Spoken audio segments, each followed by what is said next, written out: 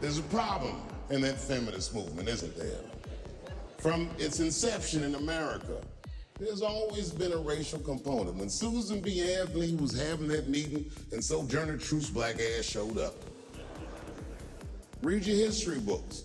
All them white women asked Sojourner Truth not to speak. They didn't want to conflate the issues of women's rights and slavery. But you know how black bitches are. Sojourner Truth went up there anyway.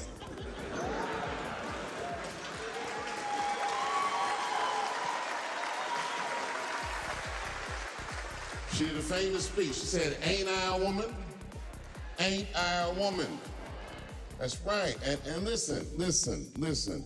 I supported the Me Too movement, but the whole time, I thought that the way they handled that was stupid.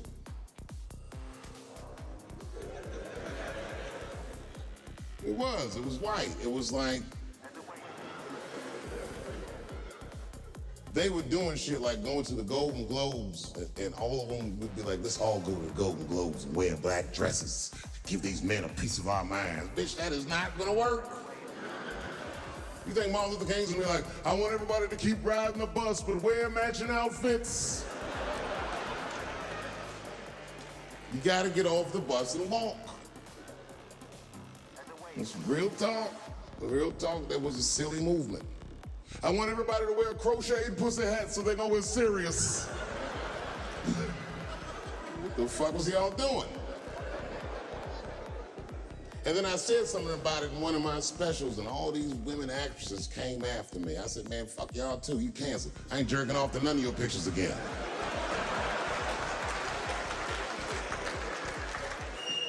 They were like, who is he to tell us anything?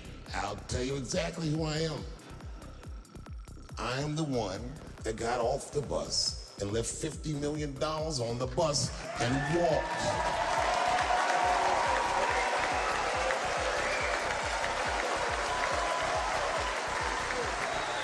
I agreed with these women. I just didn't agree with what they would do about.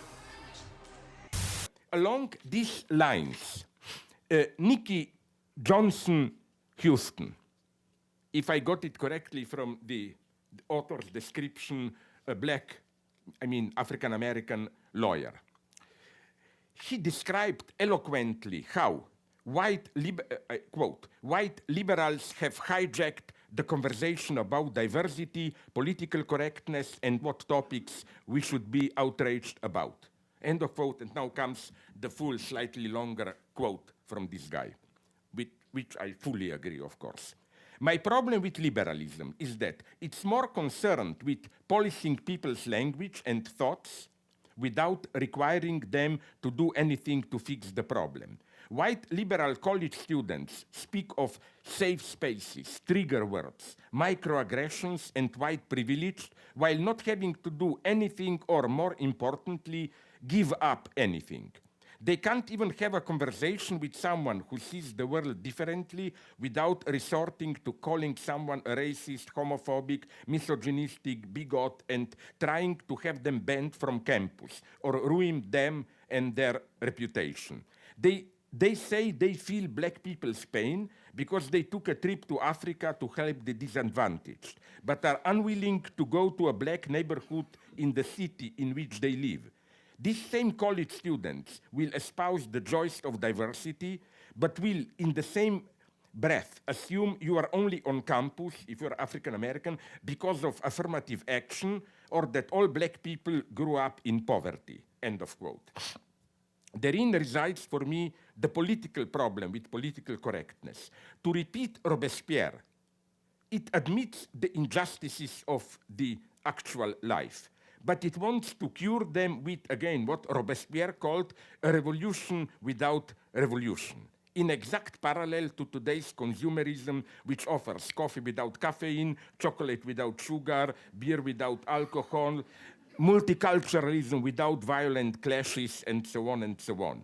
A vision of social change where, with no actual change, a change where no blood is spilled, where no one gets really hurt, where well-meaning liberals remain cocooned in their safe enclaves. In his work Stasis, Agamben examines the book cover of Thomas Hobbes' Leviathan, noting that the Leviathan is literally the head of a body political that is formed by the people of the subjects, which, as we have seen, has no body of its own, but exists only in the body of the sovereign.